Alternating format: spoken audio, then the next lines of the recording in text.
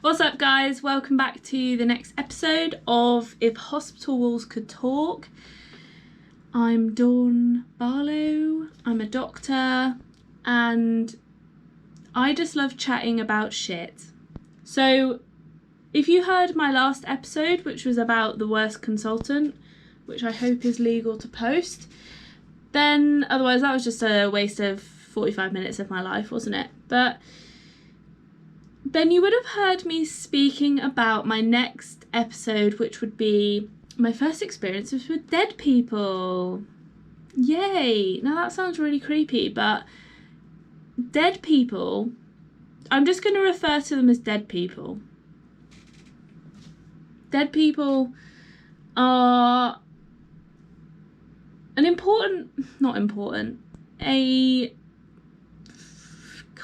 want to say common either. Just a part of doctors' lives, or anybody that works in hospital, really. But I signed up to medical school having literally never seen, touched, smelt, thought about, literally never even thought about a dead person before I went to medical school and before I became a doctor.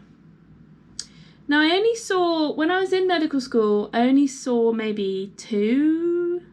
There were only two experiences where I saw dead people. I don't think that's okay. And I wrote about that in my blog, which was ages ago, which was, I think it was called Becoming a Medical Student, I want to say. That memorable, clearly. And it talked about having to be okay with seeing dead people. But most of us are so shielded from death, especially in this country, and in other countries it's not like that. Even, you literally only need to go to like Northern Ireland or Ireland maybe in general, and death is a lot more common, maybe not common, but like a lot more in the atmosphere, it's less hidden away. So whereas people used to die at home back in the day, now I think about 80% of people, and I think that's an actual statistic, 80% of people in the UK die in a hospital or nursing/residential home, which is crazy. And let's talk about my death experiences prior to even going to medical school. Yeah, even going. So I'd only known two people really, like, that I actually like knew and met and realised that they died. Like, obviously there had been people that had died before, but I never really like considered it as a thought, you know? Like, I was like, oh, they're not around anymore. That's it. Like, they're not in my life, maybe. But actually they were dead. So I don't think that's an indication on my family shielding me from death. I think that's more just, one, maybe there just wasn't that much around me. But also, two, culturally, it's just, you know, you don't have a wake usually. And children are very much kept away from death. So why the hell I signed up to medical school? I guess I didn't think that I would be seeing dead people. I know that sounds silly, but I thought I'll keep people alive. Who was I wrong? So I've been shielded from death from childhood, but even into adolescence/young adulthood. Now, my family experiences, or my pre-medical school experiences, involve two people. Number one, my great-granddad. I think my great-grandma died too, but like I didn't really remember it. Like, I went to her funeral, but I think, tenuously think, but you know, I wasn't really involved in knowing her that well. But my great-granddad, I actually still remember. I still remember him. He had very big ears. That's what I remember. Did you know that old people, old men in particular, their hands, nose, and ears continue to grow because of growth hormone, I believe. So that's why old people's noses and ears and hands are so big. I mean, it makes sense. If you've met as many old people as I have, you'd notice it. Anyway, my great-granddad used to sit in front of the TV, and I just remember he was so deaf. Like, so deaf. You would have to shout at him for him to hear anything. Like, he was so deaf. Like, I now see that it's not just him, like other patients are super deaf too. And it's so awkward as well when you have to speak to patients and they're really deaf and you're like in the room, but like in the bay and the curtains are shut, yes, but they're not fucking soundproof at all, are they? So you're like shouting, "Have you opened your bowels?" They're like, "Do I milk cows?" And you're like, "Oh no." And you say it like again and again and again. "Have you been for a poo?" Like obviously screaming it at them, but I don't want to deafen you. So, oh, and they're like, "Oh," actually they don't shout really, do they? Because they can hear in their own heads. "Oh yes, dear. I had a poo 3 weeks ago, but that's normal for me." You know, like old people, they don't poo all the time. I know so much about old people. It's actually incredible because all I do is spend my time with old people. Some of them I like more than others. And maybe I'll go into that. I have actually written down as another episode of this to do an episode on weird shit that old people do, or weird shit about old people, because I know a lot of old people, having not known that many for a lot of my life, and then now I spend every waking moment at work with them. I'm literally like, they're so fucking old, like they're 90, like that is a really long time, and some of them are 100. I think the oldest person I've ever looked after is 101. So, my great-granddad. I don't remember going to his funeral, but I do remember him being really old. But, so that was my first death experience. My second, and I was in maybe A-levels or something. I think I was in what do we call it now, year 13. Was a guy that lived right above me, like maybe 2 or 3 floors above me in a flat that I lived in. He actually, I don't like to say anymore committed suicide, because although it's a very common phrase, committed suicide is actually stems from the fact that killing yourself by suicide used to be a crime. So you would commit the crime suicide. Anyway, I don't like to say committed suicide because I had this talk about suicide and they said you should say death by suicide. And then the obviously reason for death would be like depression. I don't fully know what happened. I don't know what he did. I think it might have been an overdose. I don't know. I saw him the night that he died. Walking home. I was leaving. I can't remember where I was going. But anyway, I went to his funeral and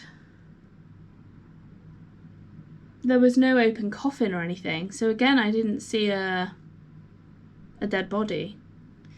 I don't even know. I guess there will have been a dead body because Well, there might not have been, but, you know, because they will have had to do a post-mortem. Would have had to have done a post-mortem. Anyway, I think another reason why, I don't know if I've subconsciously avoided death, dying, whatever, or whether it's just been, that's just how my life's been. But one of the reasons why I'm one of my experiences with like death and dying and my thoughts about it are that I'm quite scared. And that is because one of my grandparents, I won't say who, is and has been extremely vocal about this in the past, but doesn't want to die, very scared about dying. I'm saying a lot of things that I don't think make sense tonight, but I think they do, but they're not correct. Anyway, this person fears it a lot. They've talked about that throughout my childhood. Haven't wanted to get old. I'm sorry if you're listening. But that's kind of tainted things more on the negative side for me. Okay, so I get into medical school. I'm a dewy-eyed, is that what you call it? Dewy-eyed, baby-faced 18-year-old. I'm a bit more mature than some of the other 18-year-olds. You know, I actually, and maybe I'll talk about this one day, but I actually moved out and lived on my own when I was 16 to 18, obviously. Not obviously, but yeah, till I went to uni. I moved out when I was 16 and I lived on my own. So I can't even remember what I was getting at from that sentence. Oh, that I wasn't that naive. Like I got some life experience as a human, and although I was young, you know, I was probably a bit more mature than other people. Anyway, probably one of my first actual death experiences, seeing a dead person, was maybe in like second year, I think, but I really can't remember. It might have been third year. Anyway, we are made to go, I say made, it was interesting, but did I want to see dead people? No, I did not. So we have to go to a funeral director. I have never, ever in my life, apart from that one time, set foot, oh no, I've been there after, but since that, before then, I've never set foot in a funeral director's. It's weird. And I imagine that most people won't have stepped foot in a funeral director's. They have lots of coffins everywhere, obviously. They've got people in them. And I just remember being like so freaked out that these people looked asleep. Like they looked like they were just lying in a box. And I remember being like, oh my God, what happens if one of them gets up and like, or like looks at me, or I don't know. Whoa, it was creepy. What was creepy about it, in hindsight, was the fact that they still looked alive. Is that better? Maybe for, I don't know, not for me. I was more creeped out that they were going to get up and be creepy. Creepy and dead. But anyway, I watched some embalming, which was arguably for me less distressing than seeing someone with makeup on and clothes on and like their eyes shut and like looking fine, but not fine. I saw an embalming thing and they were very respectful to the body. That was quite interesting to see. I stood back a bit. I think I found it less creepy because they looked dead. They were lying kind of naked, like they had a sheet on them. Oh, fuck. But they weren't like, you know, dressed and looking alive. So Anyway, the embalming was much less distressing for me. They injected loads of weird formaldehyde maybe through people's veins, and maybe if you're a bit queasy, maybe don't listen to this bit, but they put like, oh god, no, it is actually a bit gross, but I'm going to tell you anyway. They put like contact lenses in that obviously aren't see-through, but like they have, oh, this is the worst bit. They have, spikes. They have spikes on to keep the eyelids shut, because otherwise the eyes would just be creeping open, and also to like plump up the eye, because you know they're full of fluid, and if you've not got any fluid going in there, then they just look all saggy and not there. So spiky contact lenses, I think they were both sides were spiky. Yeah, bleh. And the other gross thing is they would sew the mouth together, like the lips. And what else did they do? I think they did something with the bowels. I can't remember. I didn't get that involved, to be honest. I watched and that was about it.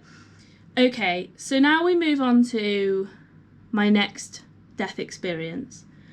I can't remember again what year this was in. Third again? I think maybe that was in second, this was in third.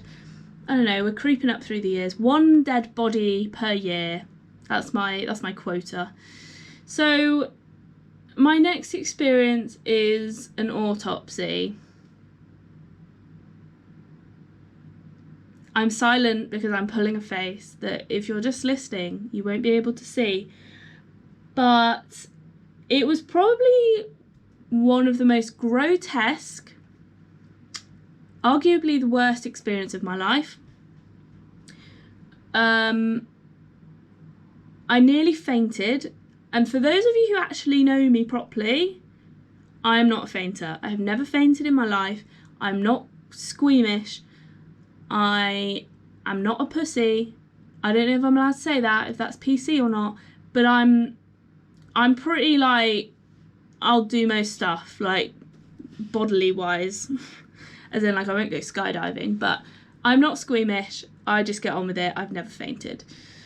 So I think what it was either I nearly had like a vasovagal, or from like shock, or I was having a panic attack. Neither are great, but anyway, I didn't faint. What happened was I watched this autopsy and I stood in the corner and I was terrified. I remember it very well, but obviously because it was so traumatizing.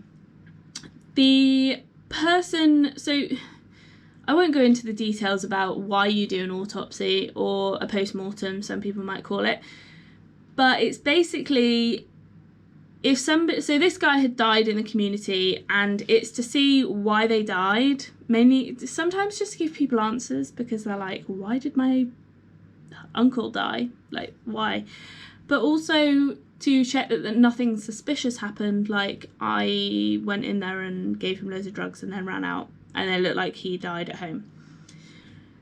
Especially if they don't have like loads of, you know, if they don't have like active cancer that they're dying from or something. Or anyway, this guy had died at home on his own. I don't know how he was found, but he wasn't like dead for a very long time, so I don't think he was like rotting or anything. He was, you know, when he arrived he just looked dead. I might need to explain what looking dead looks like in a minute. Actually, maybe I'll just tell you now. Actually, no, because I'm going to talk about patients in resus in a minute, and I just have written in brackets, resus patients, in brackets, don't look too dead, close brackets. So I will talk about it in that bit. Anyway, the autopsy is I think probably 60 or 70-year-old man. He's relatively young, but he's not extremely. He's overweight / obese. He's got absolutely loads of fat in his abdomen. Like, you know, you see men that look pregnant, like he was one of those. But it was concluded after a lot of organ removal that he died of pyelonephritis, which, if you're not medical, is a kidney infection, but it's not like a urine infection, like it's like an actual infected kidney, like not just a bit of cystitis or, you know, you die from that stuff. Especially if you've not got a good background, which I don't think he did. Anyway, you basically start from, I believe you start from the abdomen. They cut open the abdomen. That wasn't the worst bit, but it wasn't great. Take out all the organs one by one. Then they crack the chest open. It's very auditory and it's very visual. Oh, God. So they basically use these, like, what would you call them? Shears, cutters, to, like, cut up the sternum. And then they, like, crack the chest open. Again, wasn't the worst bit. The worst bit for me, oh God, I cringe when I think of it. Okay, I can't remember where they cut, but maybe around the jaw. And then the next bit is, oh God, they peel the face. It's so awful. You can see why I was freaking out. They peel the face off the skull and off the head, and then they just, like, leave it. I don't know why. Why do you even need to do that? Oh God. No, that's not great, is it? You've got to be something special to do that. So anyway, then I'm the kind of person that I feel fine when I'm doing stuff, but actually, like, talking about it or watching it, I'm much worse. So I could probably do it in theory. I don't know. I get quite task focused. Anyway, then they drill the skull open like a little yogurt top. Bloop. And then I can't remember how, but they take the brain out. I actually poked that because I thought, when am I ever going to get to poke a brain? I can't believe I'm talking about this. When am I ever going to get to poke a brain ever again? And it felt alright. It felt like most other organs, but maybe some of you haven't felt organs. So let me try and explain. Is there anything that it could be like?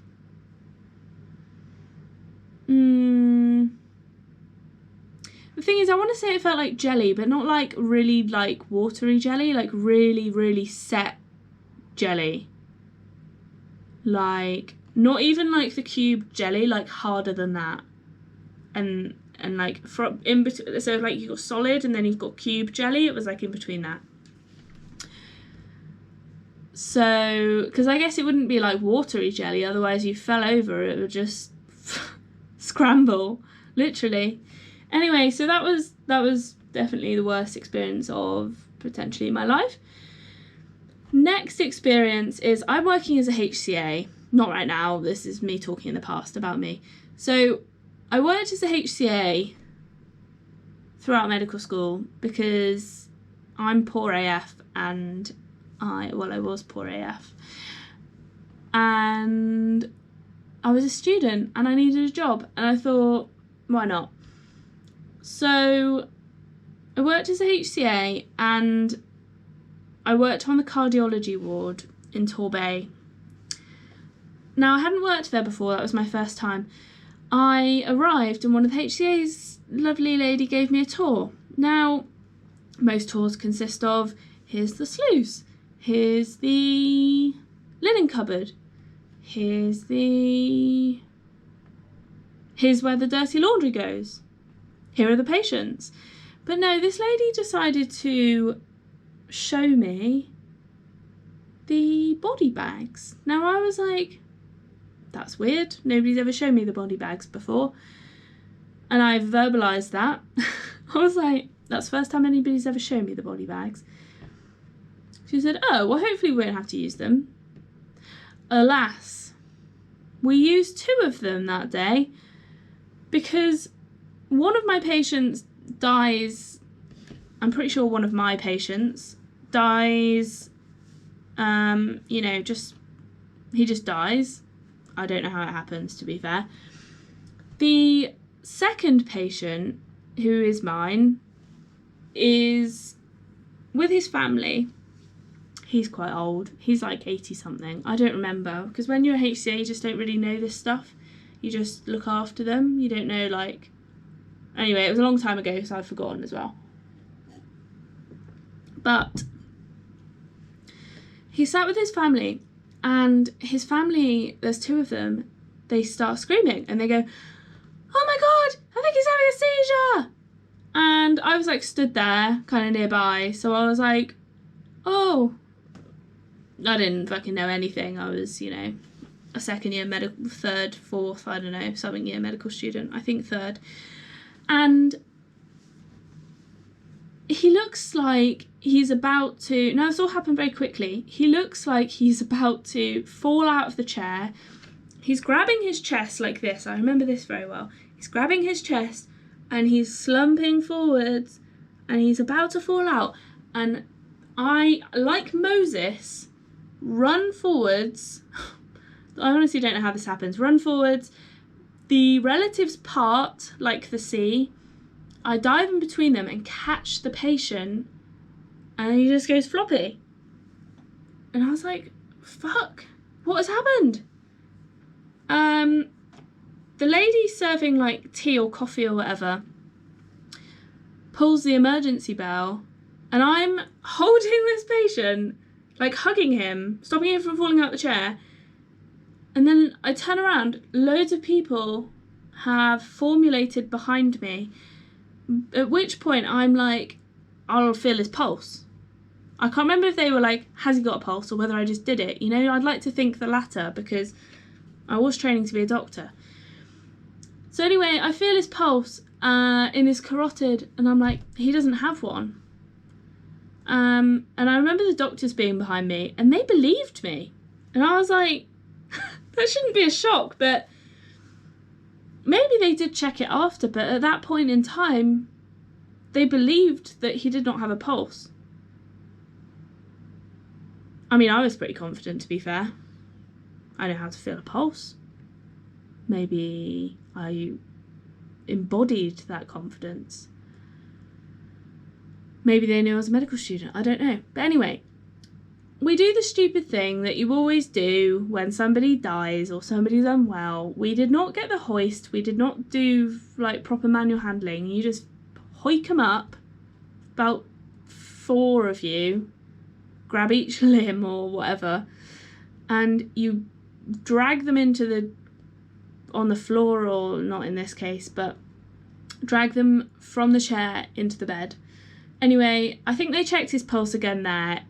I think they knew him and they knew he wasn't for resus, but I felt bad because his family were right outside and they literally just died. He died in front of them. And he also died in my arms. Now that's quite a story, isn't it?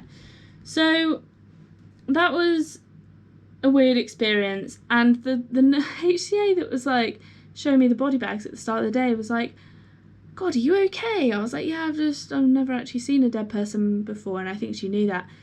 And suddenly I'd had 2 in one day. So maybe this was actually, if I remember saying I've never seen a dead body before, so maybe I'm saying all of these stories in order, but not in order, but it doesn't really matter, because, all of those 2 or 3, no, I remember saying, I've never seen anyone die before. Yes, that would make more sense. So I didn't find that so weird, because I was like, he didn't look that dead. He looked, I don't know, like he'd only just died, and then I kind of left as well, so I didn't really see much more of that. Now, the next one I see die is, I pause because I don't know whether to talk about it. My stepfather died of cancer fairly quickly. Having never seen anybody die, number one, at home, he died at home. Number two, that I knew,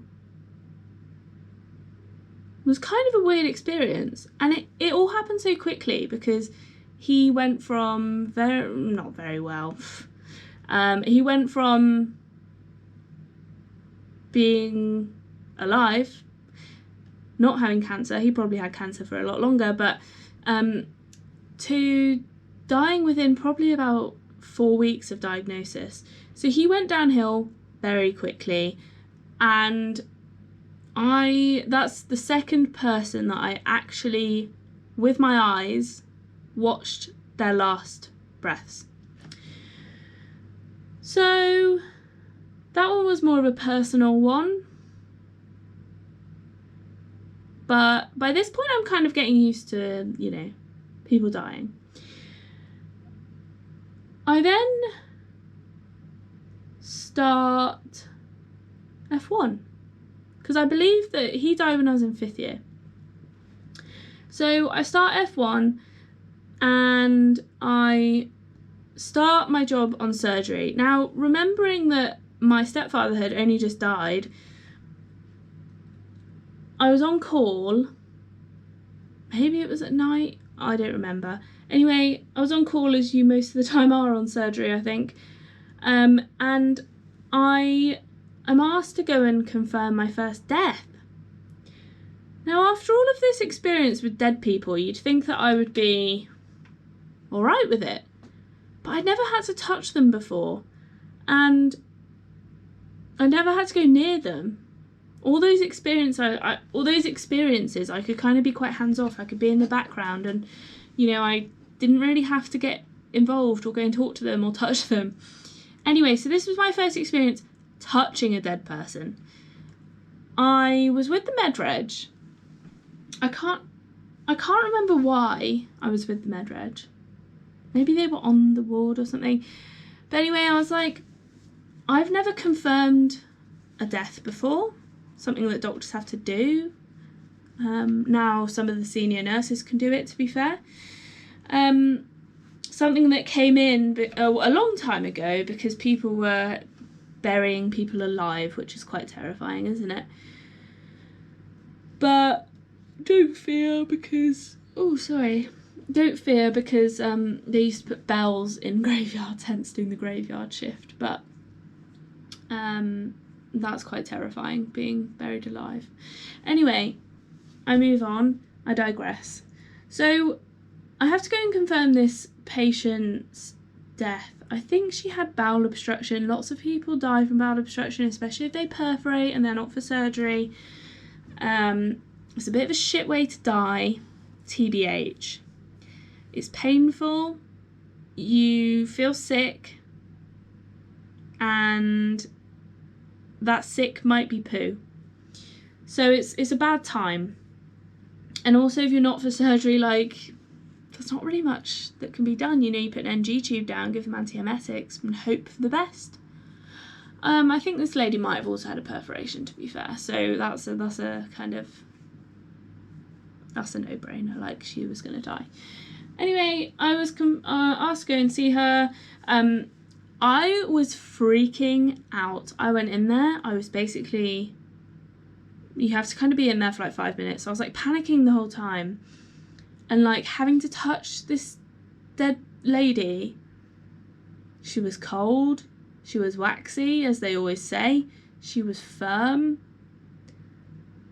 She was gaunt.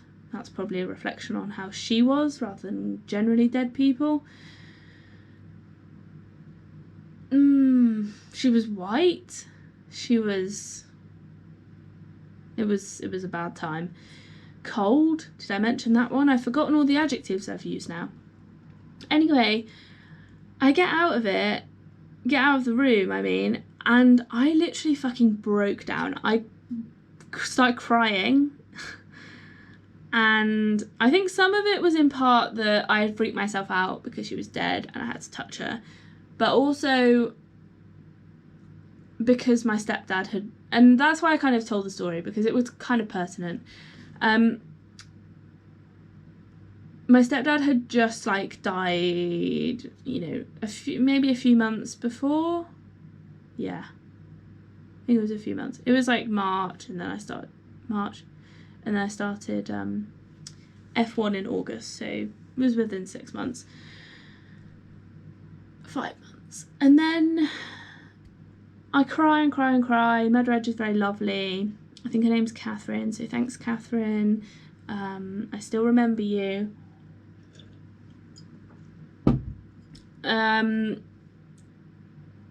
But after that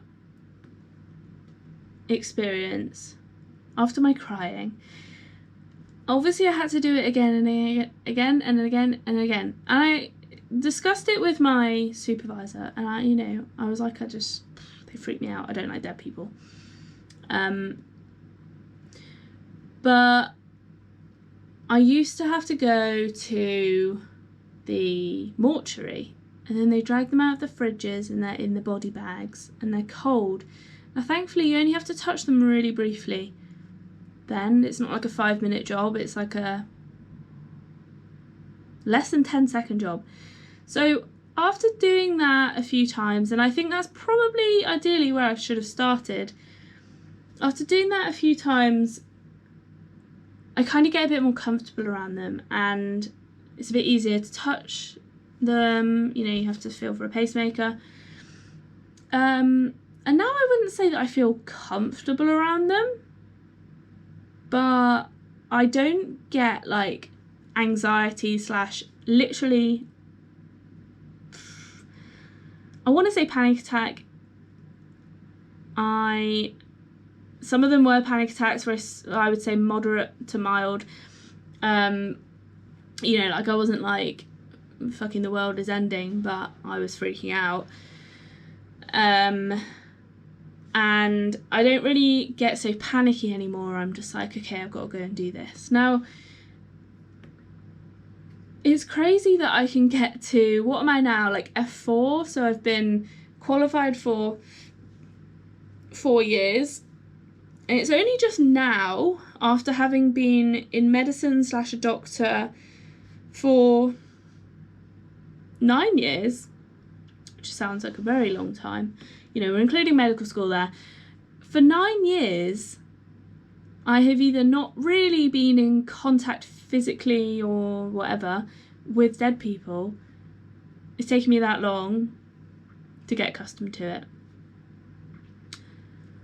So you can kind of see from a public perspective why their relative dying is so freaky to them, because they will have never seen it and they don't have to see it, and they kind of, in a way, sometimes people feel kind of obliged.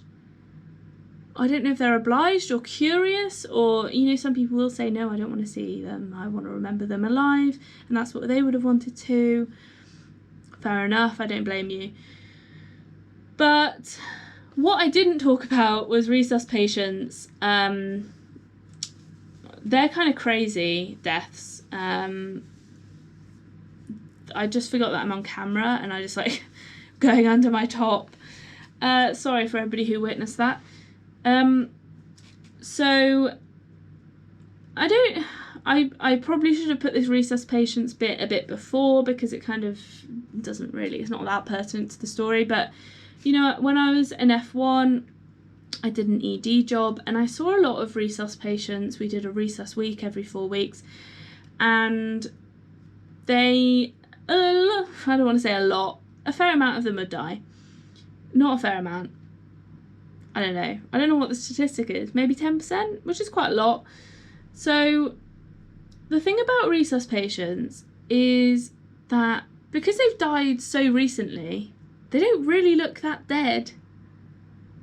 And also, the manner in which they are dying is so horrendous to watch. They're in a lot of pain, they're short of breath, they know they're dying sometimes, they're combative, they're confused, they're agitated, they're having a bad time, their families are usually there.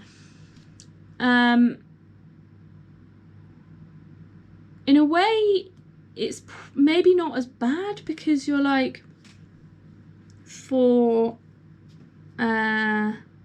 it's maybe not as bad for you, but because, and obviously I'm not even mentioning the patient or the relatives here because, you know, not that I'm not thinking about them, but because this is a focus on doctor and medical student experiences with death, not, you know, I could go into whole other realms there. So for me, it wasn't as bad because I was like, their pain has ended, their suffering has ended. They are, you know, they were in such bad state that they were probably never going to survive anyway. And actually, you know, we tried our best, but now their pain is over. And maybe that's a good situation for them. Anyway, like I said, now I'm fairly comfortable with it. So it's funny because, funny, I don't know if that's the right word. It's interesting. The other day I was in the mess and I was talking to some other doctors and we were talking about how you confirm deaths. Now, for me, I go in there, I do the, "Hi, Gerald, can you hear me?" They don't reply. They never have done. And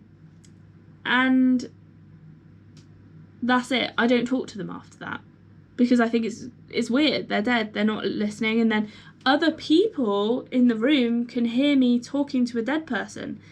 The other 4 or 5 patients in the room are not stupid. They know that person's probably just died. The curtains have been shut for a long time. No, you know, the relatives are being called and like there's stuff going on, right?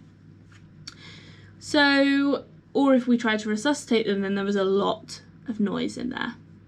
And for anybody who's been a patient and listened to a resus situation, like, you know about it. There's no doubt about that one. So some people have actually been like, "Please do not resuscitate me. I do not want to go through what I heard last night." So anyway, fuck, I forgot what I was saying.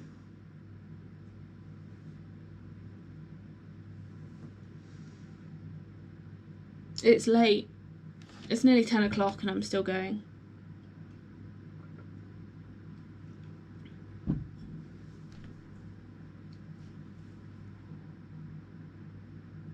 Oh my god, I honestly can't remember what I was talking about.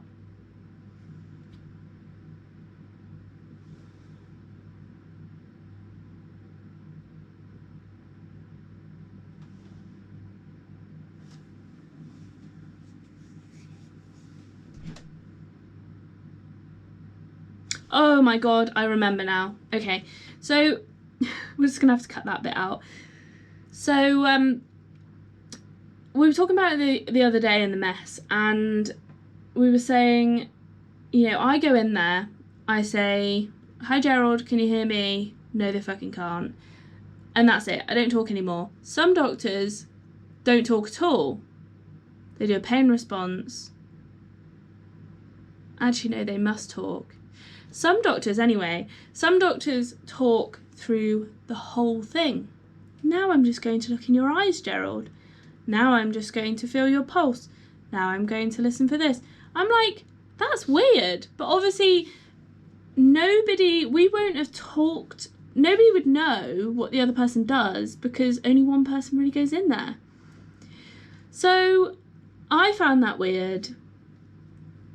Now, how do I think my experience could have been better? I think maybe introducing some, because it's inevitable that I'm going to, medical students going to see a dead person, right? Why is that not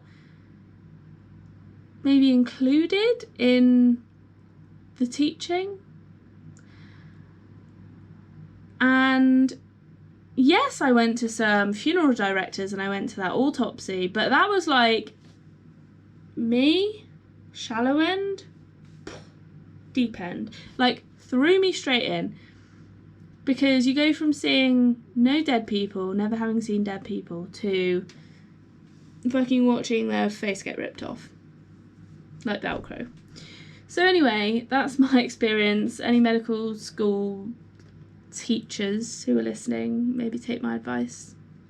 Introduce some of that into the curriculum. What does a dead person look like?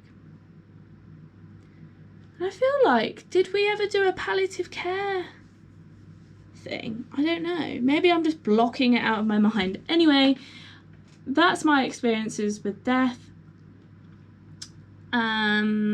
Let me know what you thought.